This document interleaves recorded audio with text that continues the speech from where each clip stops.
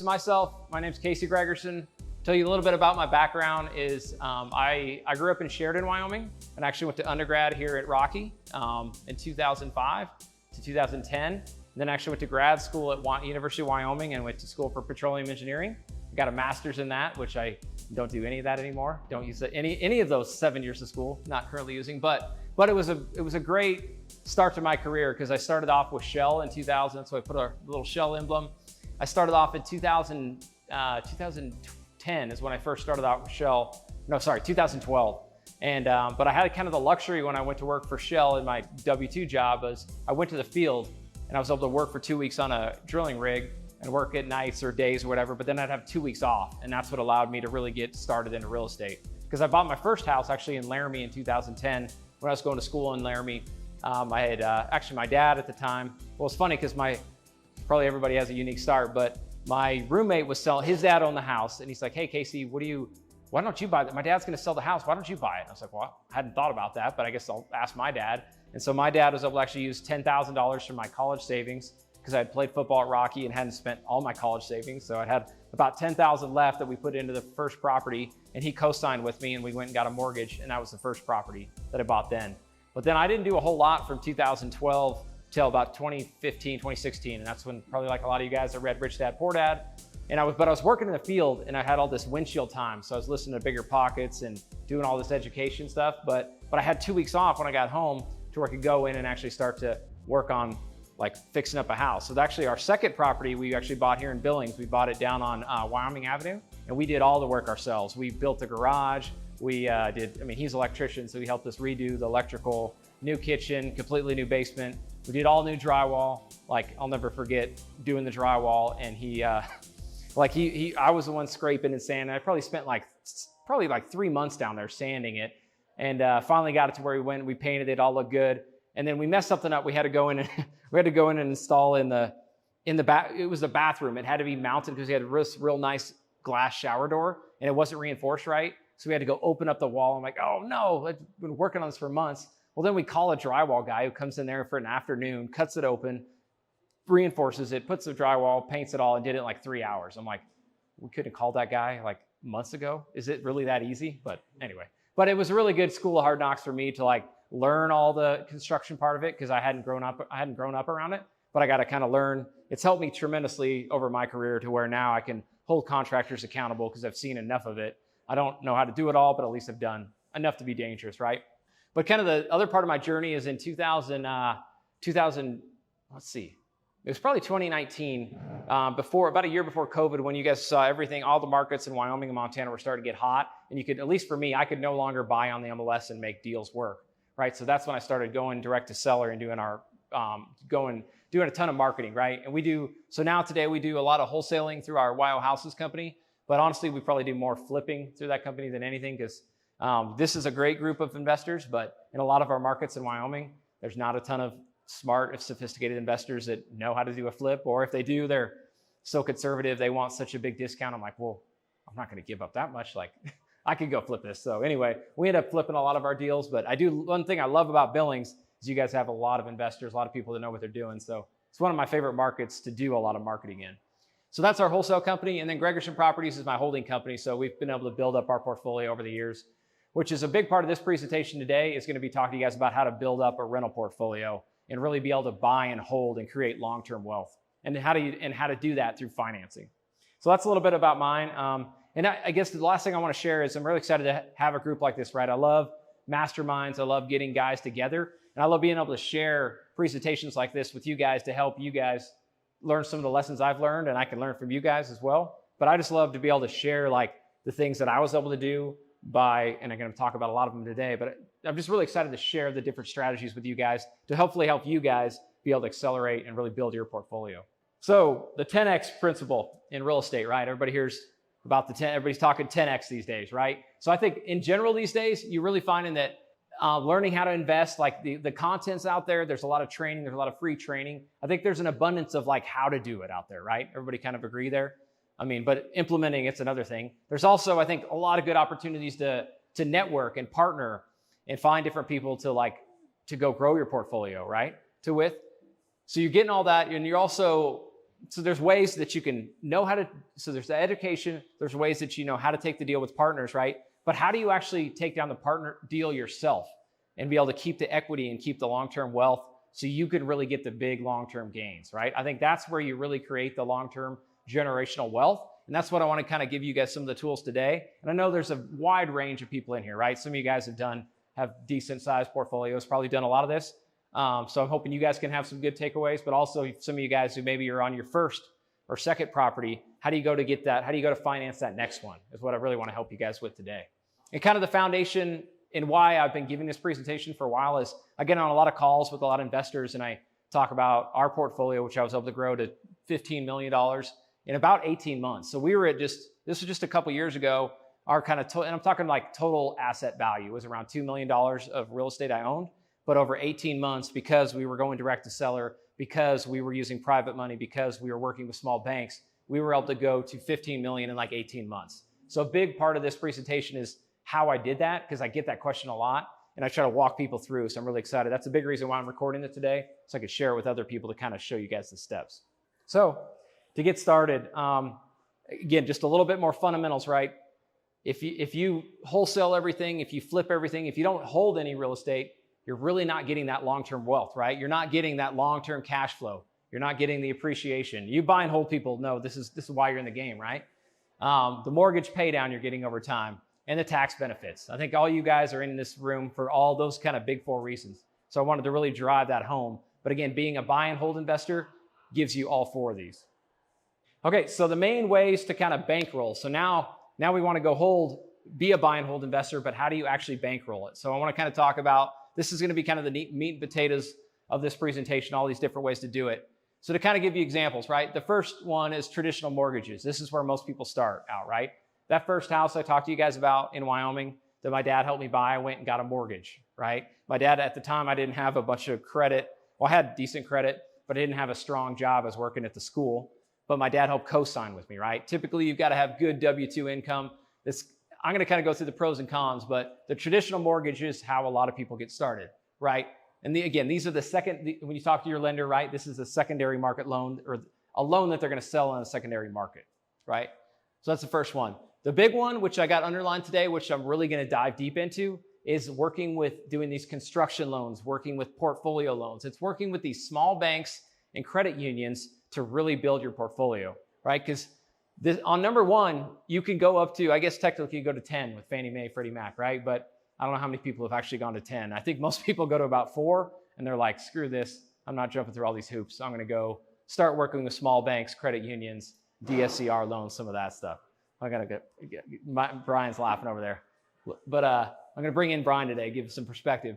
So, but anyway, yeah, Brian's the mortgage guy, but he's telling me he's doing DSCR loans and all sorts of good stuff to help us out. But and I'm going to go to some more pros and cons here too. Yeah, and so my second deal, thinking about how I went from 1 property to 2 is I went to the small bank, right? That was in 2016. I just still had that first property in Laramie, and I'd fixed it up a little bit and really created some equity. Plus, I just let time build equity, right? It had been over 5 years, bought it at a good price. And what I was able to do is go get a cash out refinance on that property. I pulled out about $50,000, and then I went and got a commercial loan with a small bank, and that was the first time I kind of got my feet wet with a small bank. It was actually First Interstate, and I went down there and I got a construction loan, and I bought a second property in Laramie, and it was awesome. This house was right next to the campus, and it was rented out for $700 a month, and it was only like a 3-2, but I was like, man, but there was this whole basement that wasn't finished, and it had its own access, so we converted it into a duplex. I think I bought it for $170,000. Put about $70,000 in, so I was all in at $240. But that thing, by the time I was done, it started out at $700 a month. It was renting for $2,600 a month by the time I did all this improvement. And at that point, I was like, holy cow! I looked at my cash flow. By the time I had all my debt service, all my expenses, I was making like $1,000 a month in cash flow. And that was my second property. So I'm like, man, this is it. And I literally just used cash from the first deal to get into that one, right? But again, I did all that through a small bank and a construction loan. There are ways to do that with a mortgage company. I know, what's the 502? I'm thinking, what's the where we can do a fix-up loan with like a FHA or renovation loan? 203K, yes, there it is. There is the 203K loan is one way to do it. But typically, if you're trying to do a fixer-upper or bring some value add, going with a small bank and or a smaller bank portfolio loan is going to be your way to go. Or at least it has been from my experience. The other one is cash, right? You can always go and pay cash for a house. I think this typically is, well, it depends on your risk appetite, right? This might be, for me, this was later on in my journey. Once I had built up, bought some more properties, brought in some partners, and then we could go pay cash. And ultimately, when I went and paid cash for a property, what we did is we went and paid cash, and then we went back up to number 2, and we went and got a line of credit on that house. That way we could go use that capital and redeploy it, right? Fourth one I'm going to talk about a little bit at the end is private money. So we've used private money on a lot of deals now, and that's another way I've kind of scaled and grown. One cool example I like sharing about private money is the latest deal we did in Casper. So this was the first big, large multifamily property I bought. We bought this one in Casper. It was, okay, so 63 units. It was an awesome deal. We were all in it. It was $3.2 million, and I'll just give you the units. So they're all 2-bedroom, 1-bath units. Our average cost per unit was $50,000 plus, so $60,000 a unit, and that was purchase plus rehab. And these things are going to rent for $900 to maybe up to $1,200 a month. So really, I mean, over the 1% rule, really exciting multifamily, right? But the way I structured that deal was I actually tried to pitch them on Creative Finance. I was trying to get these guys to let me assume their loan. They would not have it. I mean, I tried. It was very disappointing. But the way I put this deal together was I got a 50-50 partner. So we actually combined all these, really. We went and got a small bank loan. A local Casper bank finances property. And then I got a 50-50 partner. So that partner, he co-signed on the loan with me. We went in 50-50. So we each had to bring around $300,000 of, I forget it, but either way, let's say it was $300,000 of equity to the deal. Plus we were using a line of credit he had. But he brought in $300,000, I brought in $300,000. But what I did is I had existing asset, because my goal was to get in this deal and not use any of my capital, because I wanted to keep my capital liquid in my business so I could continue to grow, right? So what I did is I took actually other properties that I had equity in, and I went and got a second mortgage through a private money lender. So I basically raised $300,000 on properties in the form of like a second mortgage. And I was able to get that equity. It was my equity, even though I was basically using debt, right? So some people might be too much risk to them, but again, I wanted to keep my cash liquid. And I knew in this strategy with this, this large multifamily, based on the price point I got it, I set up those private money lenders for like 18 months. Because I'm like, I know the strategy here is we're going to buy this thing, we're going to fix it up, and then I can go refinance it, and I can pay back some of that short-term debt, and then I can have the existing asset 50-50, right? So that's a good example of using private money. Last one, Creative Finance. This has been my favorite one lately, probably like a lot of you guys with high interest rates. A really cool deal just did in Billings, actually. I was talking to Keto about this. I structured a deal here in Billings. Keto, the master of this one. Keto should be up here talking Creative Finance, by the way. But a good example of this one in Billings is it's down on Lewis. So the way I structured this deal was I was able to take over the seller's loan, but often I'm finding, and we call these hybrids, right? It's awesome when you find a deal where there's hardly any equity and you just take over their mortgage and maybe give them $1,000 or give them nothing and they walk away. Like those ones are pretty clean and easy. But I've been finding more where we do a hybrid where we buy it.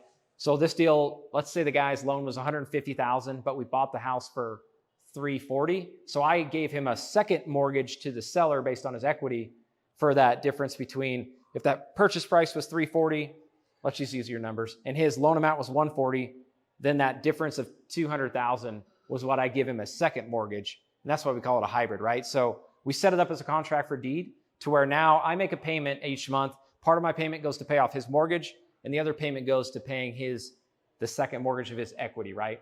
And we set that up in like a 5-year balloon. So in 5 years, I can refinance that house, pay off his mortgage, pay off his equity, and then he'd be out of the picture, right? But I was able to put this deal together with no money down because this guy was happy to me to take over his payments, and now he's getting he becomes the bank now. He just gets to collect a check every month instead of being a landlord, right? So that's the beauty of creative finance. I know some of you guys have experience with creative finance, but it's a game changer. Okay, so kind of comparing the different options. There's a lot on this slide, but I did want to kind of highlight it, right? So the first, number one, we talk about the mortgage loans, right? The pros are, as you guys know, like the lowest rates, and you can lock them for 30 years, right? I mean, I definitely still encourage people, if you're on your first, second, maybe even third or fourth loan, if you can lock in rates, especially maybe now when they come back down, if you can lock in for 30 years, absolutely do that, right? But the cons are they're less flexible and the paperwork is a lot, right? You're gonna have to jump through a lot of hoops on all these situations, but the most hoops are on the top when you're doing a mortgage loan, right? Commercial loans, right? The reason I love these is they're flexible, right? You can actually work with a small bank. They'll take a fixer-upper, right? They will maybe get creative and let you do some creative financing or set things up. Been great, thank you. Cool. But anyway, so talking more about these pros of the commercial loans. The other thing is they're more based on the asset, right? Like you can get these small banks to maybe you don't have great credit or maybe you don't have a W-2 income, but they can base more of their loan on the asset, right? That's going to be the advantage of going with these portfolio loans. You can also scale with these commercial loans, right? You can only scale so far using a mortgage product, right? Eventually you're going to get tapped out. But with these small banks, you can really scale and grow your portfolio.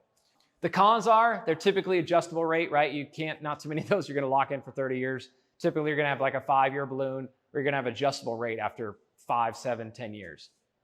The last one I really like, and I don't know how many people are doing this, but lines of credit. And I didn't actually realize that you can actually go get a line of credit from the start on a house, right? Instead of going and getting a term loan, what I did on a couple of properties is I said, hey, I don't want to get a term loan on this property. I want to actually get a line of credit.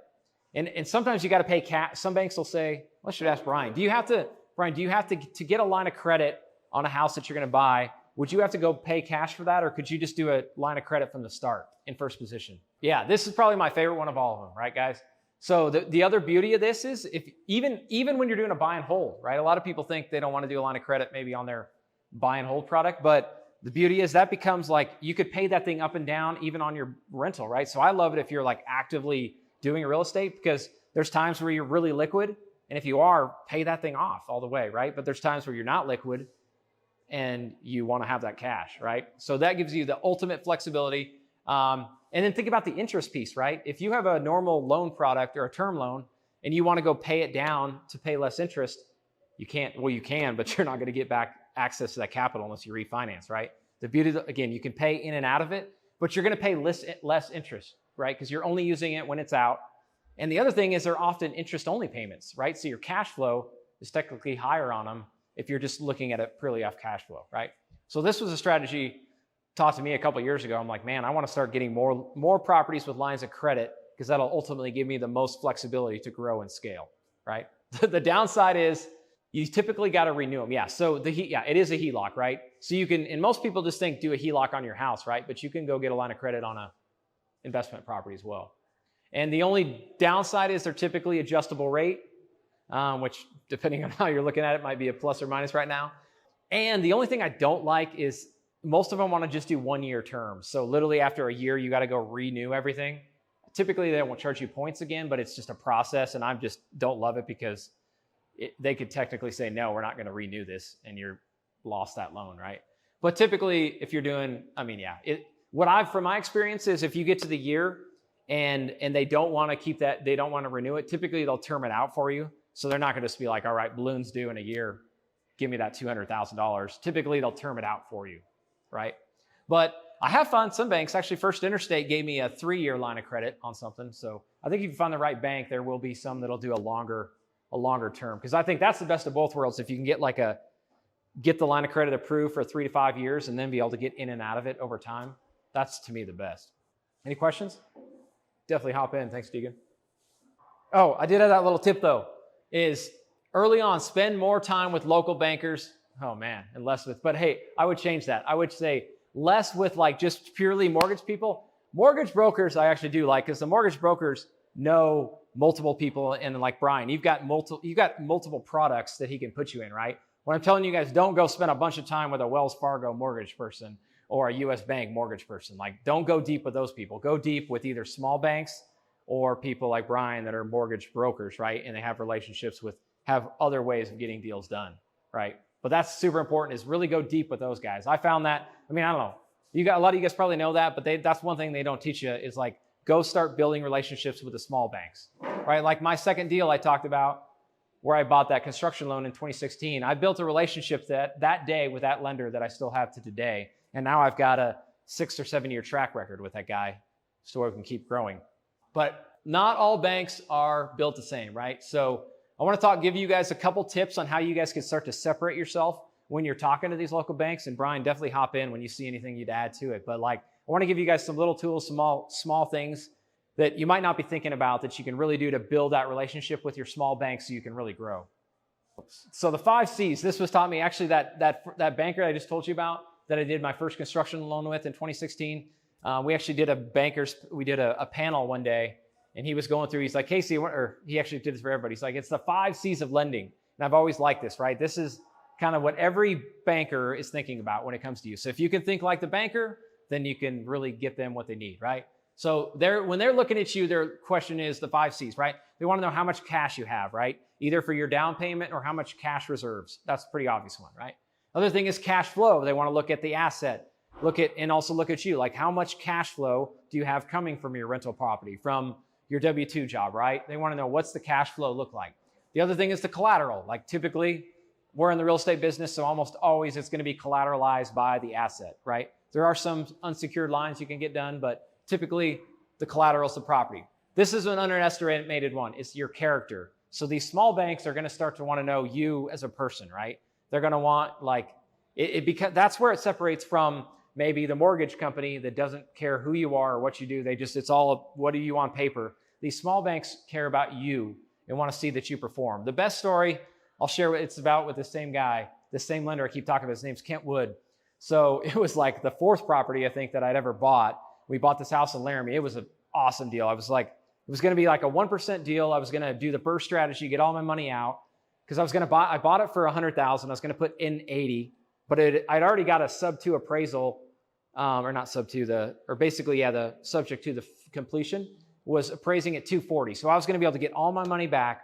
Well, turns out that we completely missed on, once we gutted this thing, we saw the framing was done so poorly. They're like, the city condemned it. So we had to tear down that house. So I had to go to this bank and be like, okay, well, this $80,000 budget, we're like having to scrape the house down. And that was one of the scariest conversations I ever had to have. But I had it, and I went and talked to the bank. I'm like, hey, this is where we're at. What do we do here? And luckily, this bank was good to me, and they were able to restructure it. But I'll never forget and I had to this was a tough time because I had to put in way more money in this deal than I was planning. Unfortunately, we had to me and my wife, we ended up selling we had a Pure Barre franchise. So we sold part of that to finish this project, but I got the house done, and it's one of my best assets today. It's a 3-plex in Laramie, new construction. Awesome. But I'll never forget that lender, what he told me. We finally got to the end of the project, and it was up and down. We literally poured a foundation twice because the contractor did such a crappy job. We had to gut out the foundation. The first time he poured it, redid it, but we got to the end of it, right? And I'll never forget sitting in that banker's office, and he goes, Casey, I really appreciate you, and the bank really appreciate that you did what you said and you didn't give up on this project. Like, you could have walked away multiple times, but you didn't. You stuck in there. I know you had to win way more money than you wanted to, but you fulfilled your promise. And at that point, that was such a strong relationship I had with that guy, to where now any of my future loans, when he's going to loan committee, he's like, yeah, you remember Casey? He's the one that didn't bail on us. Like, he's good for it, right? So that's why I bring up this character. I don't wish any of you guys to go through that, to build character, but do what you say you're going to do, and just know that the relationship matters. The last thing is conditions, right? This is the market. What is the market doing right now? Every lender is going to take that into account. Okay, so I'm going to go through a couple of these pretty quick because I think you guys are pretty seasoned on this, but I did want to it's really important that you got your paperwork ready to go, right? How nice is that, Brian, when your borrower comes with their packet?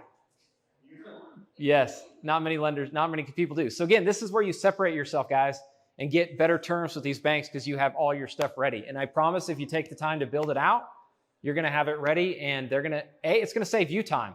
Because one thing I do is I get this packet ready, and when I'm going to go look at a couple different properties, I'll send it out to 5 different banks, because I think I put that up there. All banks are not created equal, and they're always changing, right? So I'll send out my full package to 5 different people, let them all pull credit, and then that way I've kind of got 5 people on the hook, right?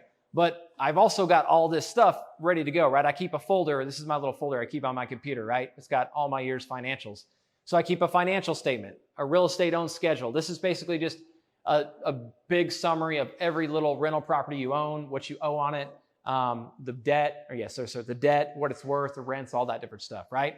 If you have a W-2 job, have your pay stubs ready, have your tax returns. And then typically from the current year, they'll want a P&L, right? So you guys are probably used to this, and you've all, I'm sure, been asked this before if you've gotten a loan, but have it ready, keep it in a folder, and then you can just go dump that folder, give it to your lender, and you're good to go. So a little tip that not a lot of people do, but it'll save you time. Kind of breaking down each one of these documents. Here's the personal financial statement. I always like sharing here that if you guys aren't doing this, most banks, you can just build this in Excel because every bank's got a different financial statement, right? And then and it could take you hours upon hours to fill out all that crap, right? But what I do is I just build that out in Excel, and typically I can give them that Excel document, and then they'll let me just sign their application or their PFS, their personal financial statement. That way, all I'm doing is one signature, and I send that Excel sheet to everybody. So that's definitely one little tip if you guys are not doing that. I did put this in here too, guys. If you want, I've got templates of a lot of these. If you want me to share, the next one I think is an REO schedule. So I keep an REO schedule of all my properties so it's got the address, the mortgage company, the rent amount or the mortgage amount, rent amount, expenses, all that stuff. This is a really nice way. I like to keep track of your net worth, right? I don't know if everybody likes to track their net worth. I think it's a great way to see if you're growing. But the way you can do that is through an REO schedule. And to me, it kills two birds with one stone, right? It's the REO schedule that your bank or lender is going to need. And to me, it's something that you can constantly track your wealth. Because at any point, you can go see how much equity do I have? How much cash flow do I have, right? So I think building out that document is super, super important if you're not already doing it. And I've got a cool template if you guys want it. Just direct message me financials, which I'll show you guys my Instagram at the end, or just reach out to me. I'll give you a card. Okay, so are you fluent in Bankish, right? Do you guys understand the KPIs the banks are looking for? So some of you guys are probably used to this, and I'm going to test Brian too. So DTI, right? So I put 1.25 or greater. So that's typically at the property level. So DSCR loans, is that what you guys are typically seeing? Is it 1.25? Honestly, most of them are 1%. 1%? Yeah. So if they cash flow, that's usually. Wow. You're getting it done at a DSCR loan at what? So yeah, if your mortgage payment's $2,000 and your rent's for $2,100, that's usually. Wow. All right. We need to be talking. talking. I'll say again, we don't see a whole lot of DSCR loans, but. Wow.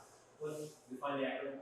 Yeah. Oh, debts. Yeah. So debt to income, right? Okay. So two things, but DSCR, debt. Yeah. Debt service. Yeah. You're basically just that's really interesting.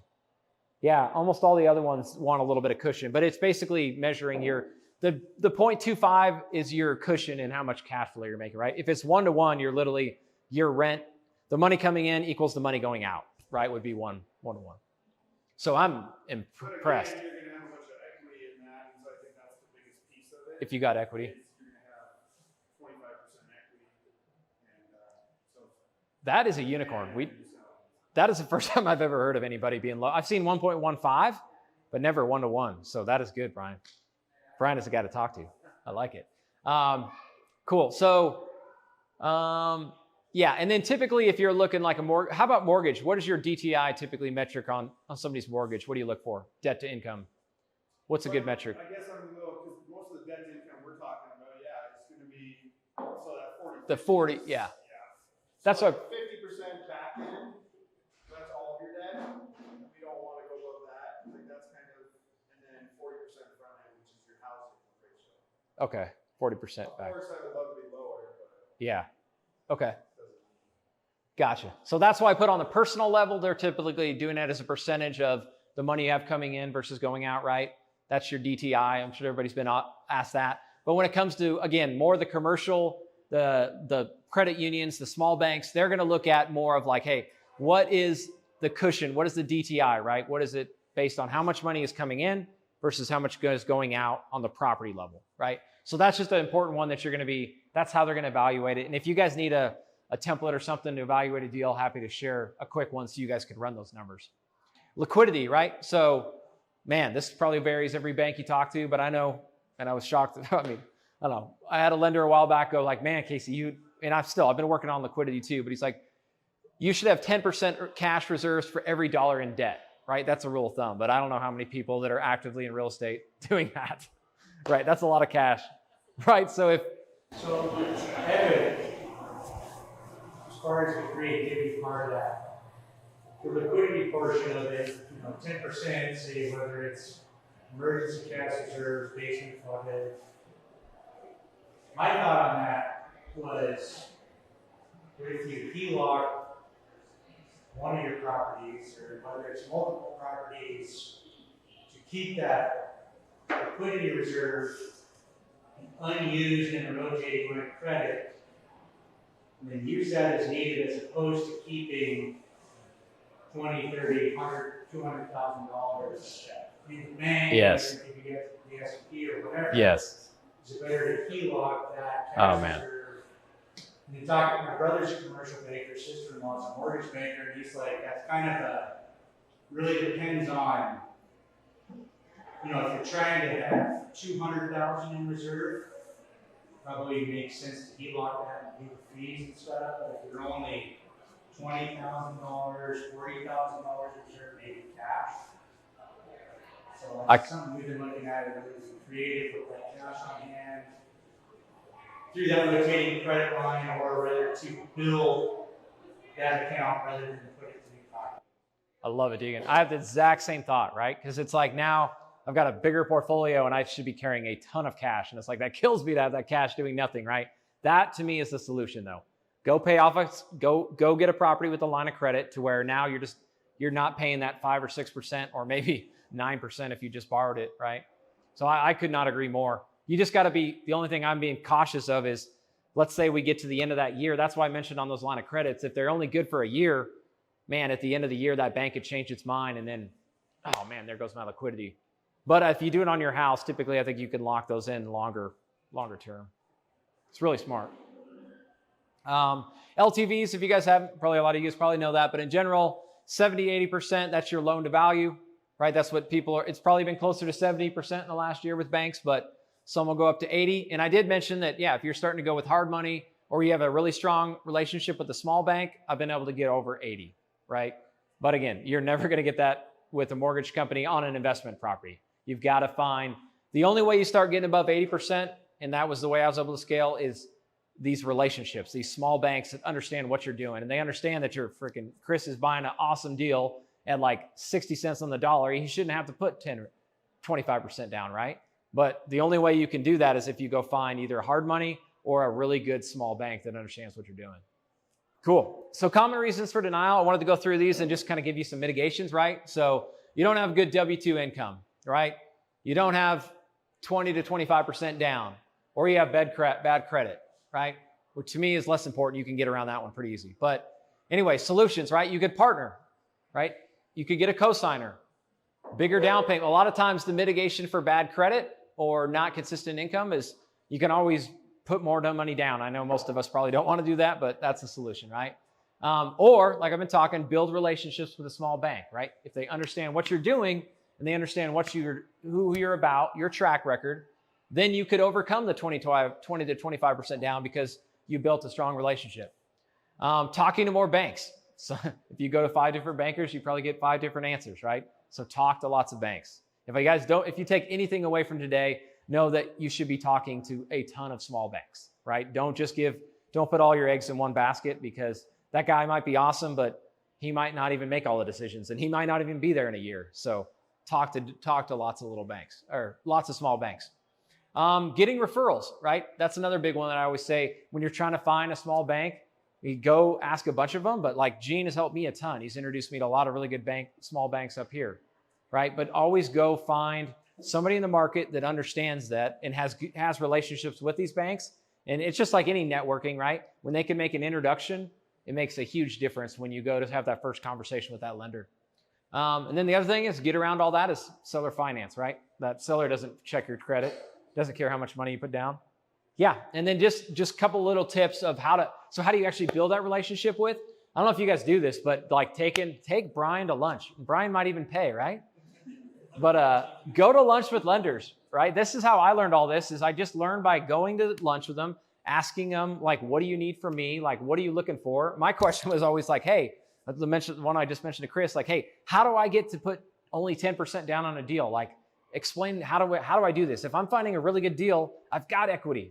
Like, how do I put less money down, right? But going to lunch with enough of these bankers, asking the questions has been a big part of it. Stay in touch regularly. I mentioned to demonstrate your integrity when things get tough, right? There's going to be times where deals go bad, But when you pay and you deliver on those deals and you still keep your promises, when things get tough, that's when they really define your character, right? So do what you say you're going to do. Here's what I really like that I bet not many people do is when you get done with a project, instead of just paying them off, which you're going to have to do, right? But tell them how it went. Like go show them the numbers, show them how well you did on this project, show them the before and afters. But I think sharing that with your lenders, typically, nobody does that. And if you actually go show them, hey, here's how the project completed, I think it creates more credibility. They just get that much more confident in you, right? And honestly, hardly anybody does that. Yeah, and then making referrals, right? Make referrals, get referrals from other people, refer other people out. It's a small network.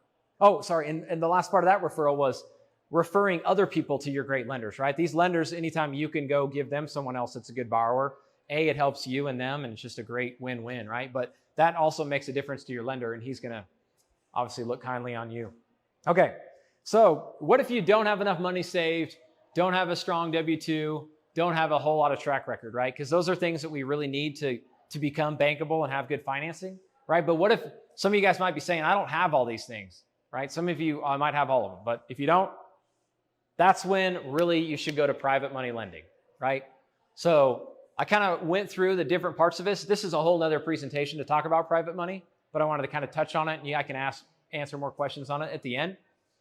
But this is the best way to be flexible, especially when you're starting out if you don't have a lot of capital. I also say too, I have a lot of people come to me like, hey, I just got my first deal, but man, now I don't want to go wait 10 months to go save enough money for another down payment. They want to get to their next deal, right? Because they're excited. They just bought it their first one. Well, the best way to do that is to go through private money, right? So the private money can help you fund the down payment, right? It could help you fund the whole entire thing if you're going with like a hard money lender. So the main way I like, two different ways to do it. I'm not going to say I like one or the other, but if you really want to build equity and build long-term wealth, you're going to take more risk, but it's to do it through debt, right? So private money lenders are always going to love first position liens. And I think most of you guys understand first position, right? If you're going and buying a property, that private money lender is doing first position. But what I wanted to talk a little bit about is second position loans. So a lot of people don't realize that you can go get a second lien and get a private money lender to lend on your property and give you a lot more flexible terms than a bank would. So perfect example. We have a house in Houston that we bought, we bought it probably 3 or 4 years ago. We bought it right when COVID hit and everybody's really scared, nobody's buying. And we luckily bought this house at an awesome price. I bought it with a Wells Fargo loan at like 2.75%. And so I only owe like $400,000 on that house, but it's the ARV, or like the appraised value is like $700,000 now, right? So I've got like $300,000 of equity trapped. And if I'm like a lot of you guys, I'm like, oh, I want to get access to that capital, right? But I don't want to go refinance because I'm at 2.75%. So what I did is I went to a private money lender, a guy who I had a relationship with, and I said, hey, would you give me a second position line of credit essentially on this property?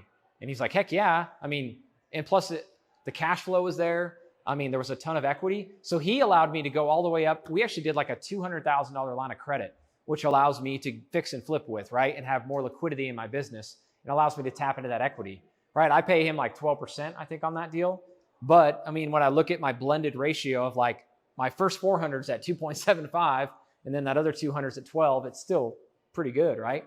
And it gives me that liquidity. So that's one, if you guys aren't using to try to grow, I think use some of your existing assets that have equity and go find a private money lender and do it, right? And the other nice thing is you can set that term for however you want, right? Your private money lender might only want to have it for 12 months or 24 or whatever. I mean, the beauty of private money lending, if it's a relationship, if it's not so I'm not talking about hard money. I'm talking about like somebody you know, or somebody from your network, right?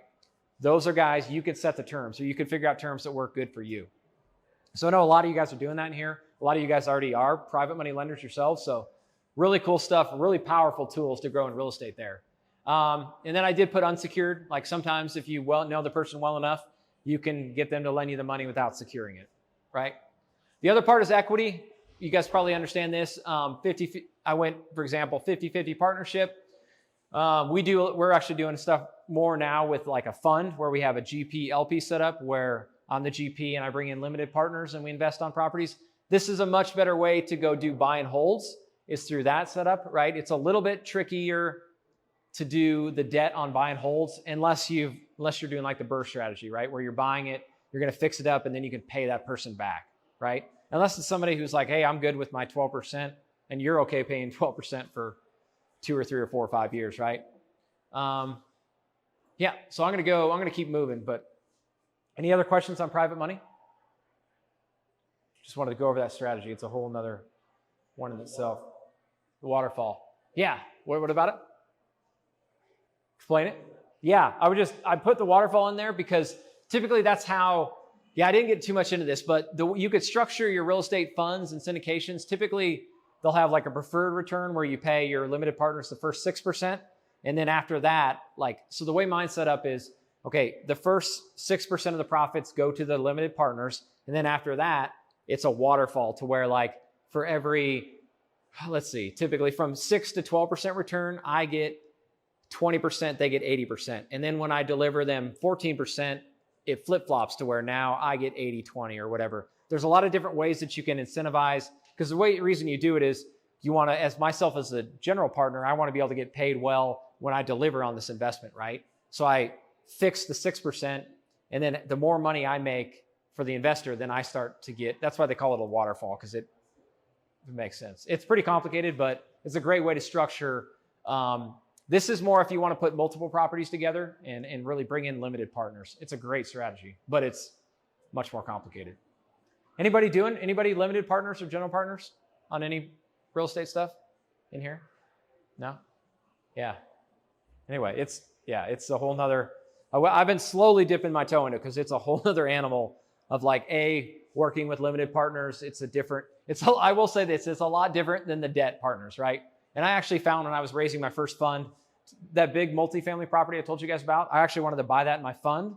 But what I found was I ended up partnering with a guy 50-50 because trying to go raise a fund, especially your first fund, it can be difficult, right? Because typically people are going to put up their money for 5 years and they're betting on a pro forma and betting on a waterfall calculation that they're going to get paid this much, right?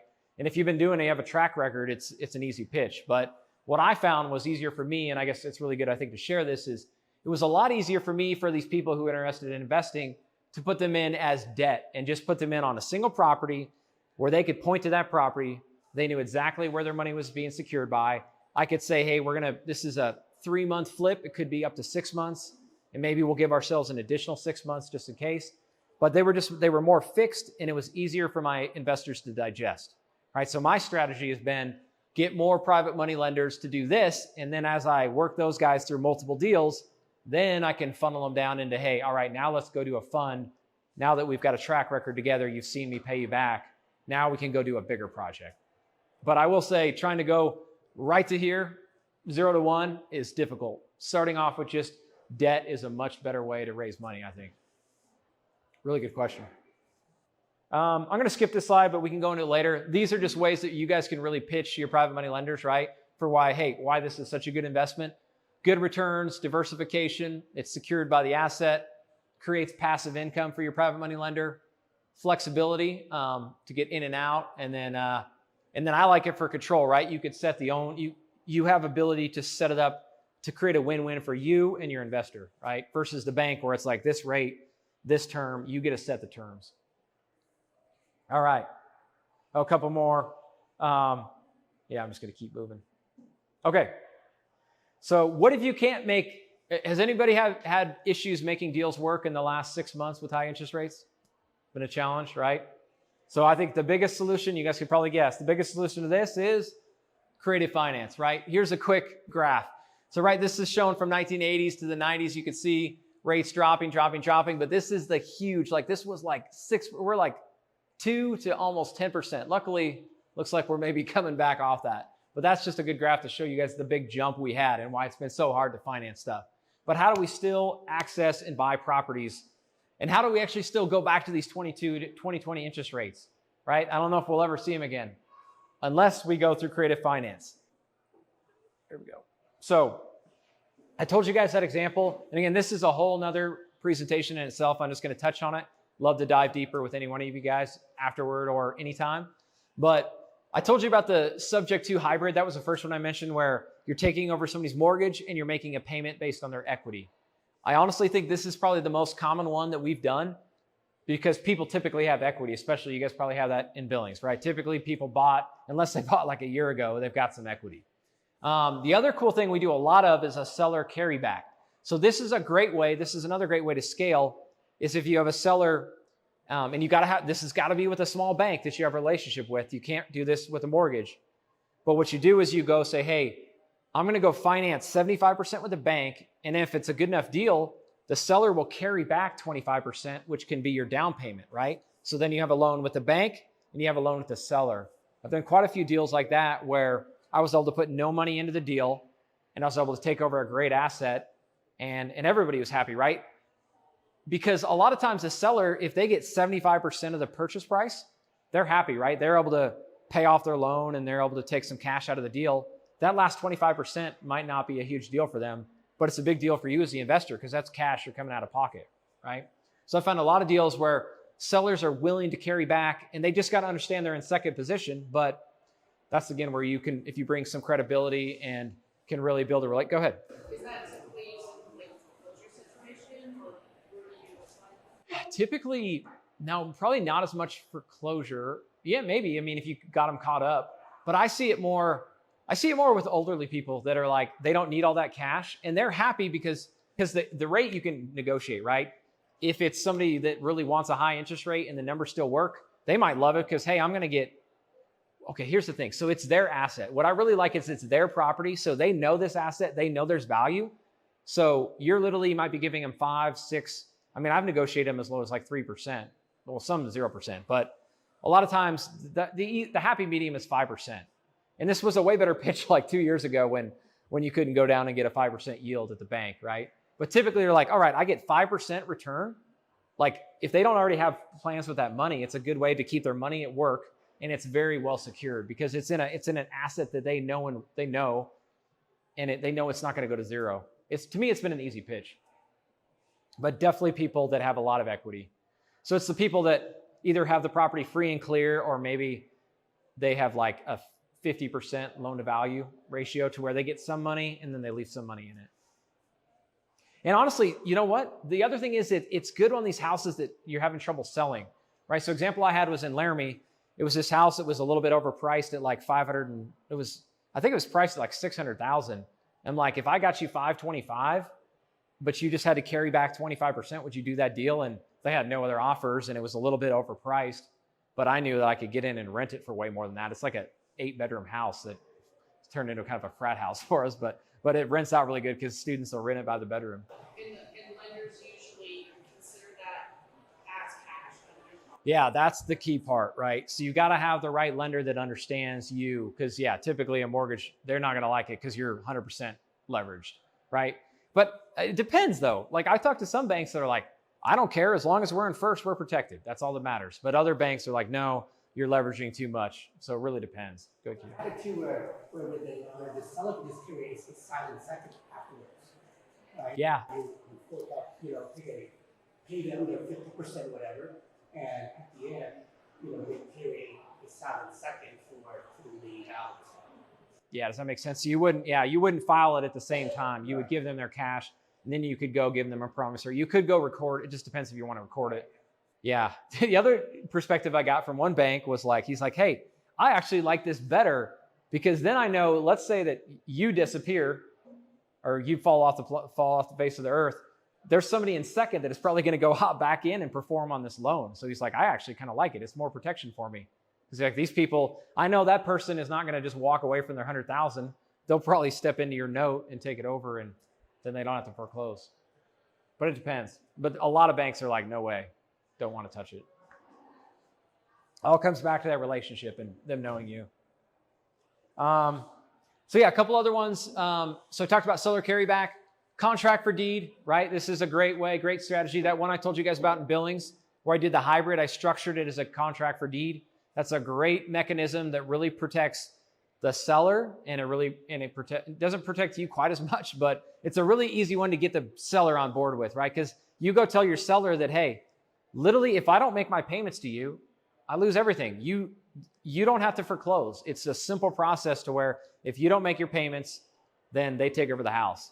So I've really been able to really pitch creative finance when I say, when I use contract for deed, because they understand that, hey, if I don't perform, you take back the property real easy. And I'm not going to let you do that because I'm going to go improve this thing. But if I do that, you're in a better spot than you were. If that makes sense. So contract for deed is a really powerful tool. We could get into the nuts and bolts of that, but it's really pretty simple. And then lease to own, right? If you just want to take down a property and get the rights to it, you could set up a purchase option, or there's ways to lock up the property at a fixed price in the future, and you just make payments on it. Yeah, just to give you guys some perspective, a lot of people think, is sub-2 too complicated? Has anybody had to struggle with pitching sub-2 deals to sellers? Anybody feel like it's like not possible? Okay, you guys are pretty savvy, huh? It's good. I mean, this could be a challenge, right? A lot of people are like, nobody ever wants to, who would ever let me assume their loan? Why would a seller ever keep their name on the loan and let you take over the payments, right? There's a lot of these objections, but I'll just tell you, in this market today, there's a lot more motivation, and I know Keto's having success with it. So it does work, guys. This is probably one of the most powerful strategies, but just a little bit what we've done is we've done over 10 of these in 2023 alone, and we've probably done 15 or 16 of these total. How many do you think you've done, Keto, over the years? Well, I just started doing it because a lot of my stuff is pre-graded, but probably at least half a dozen. Half a dozen? Yeah. So it is possible. Go ahead. Just going to announce I'm the naive one in the bunch. So give me a quick summary of a sub-2. I'm not familiar with the terminology nor the strategy. Good point. Yeah, I'll break it down really easy. So a simpler one I did in Gillette.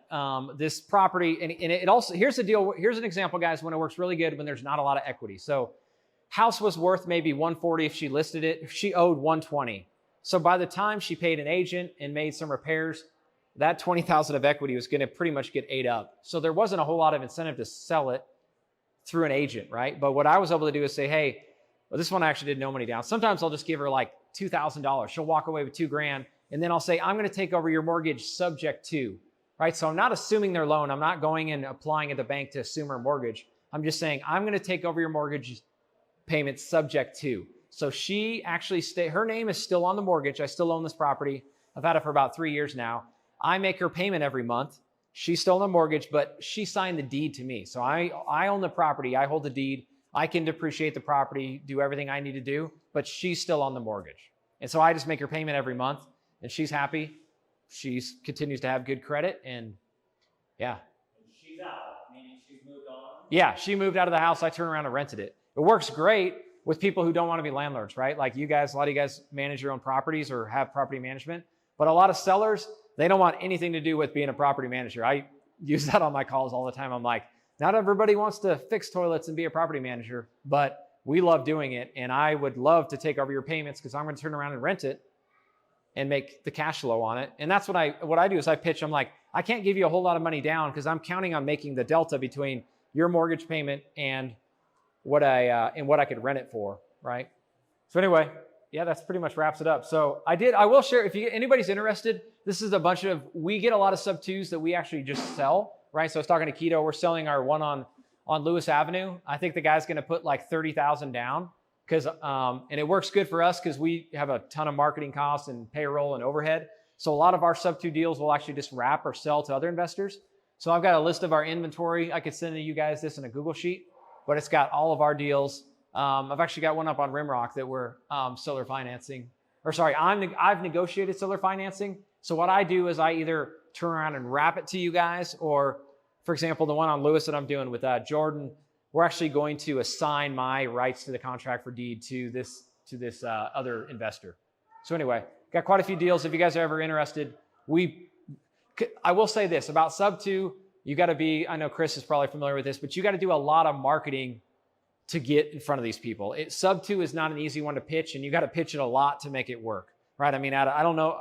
I need to get the numbers on how many times I pitch this and it doesn't work, or how many times you pitch it, Keto, and you get almost all the way. They love it, and they're ready to get there, and then they, for whatever reason, they either flake on you or something changes, and you were so close. And sometimes you'll like lose a deal. I've lost it before where it would have been a great cash deal, but they wanted to do creative finance. So I started pitching creative finance, and it got too complicated, and then they pull back, right? So anyway, it's not super easy, but if you guys are interested in any deals, our sub-2 deals, please reach out. I'll send you a link. And yeah, that's about it.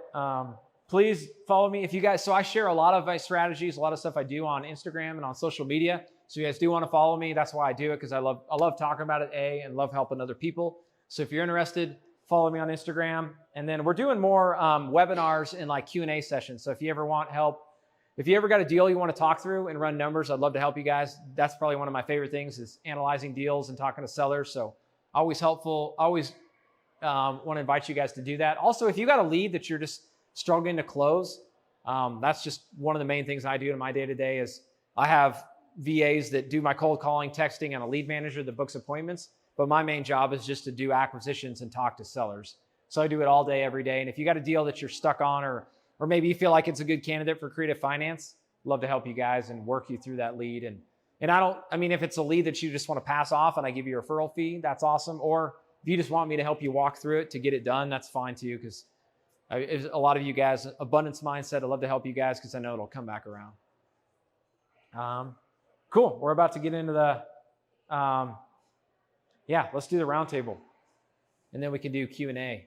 Well, I guess I'll open it up. Any questions on anything? Go ahead, Wyatt.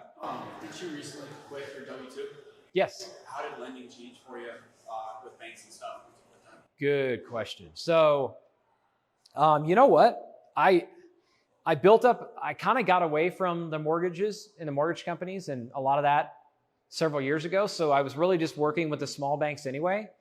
I'll be honest with you, a lot of them haven't even asked, right? So they're more so, I guess I've transitioned to where they're lending to me based on my cash flow, my current properties, and based on just my track record. You know what I mean? And they're more, I'm more working with, and honestly, I'm doing a lot more sub too. It's probably the biggest thing. But I haven't brought any new banks on that didn't already know me. That was my second question. When you do your sub-2s, do you put them in a trust for the specific property, or do you just buy them in your company name or your normal LLC? Yeah, in my normal LLC. Yeah. Good one. Anybody else? Cool. Well, we can spend the rest of the time networking. Appreciate you guys coming again. It's a good turnout. Thanks for setting it up. You bet. Yeah, you're welcome.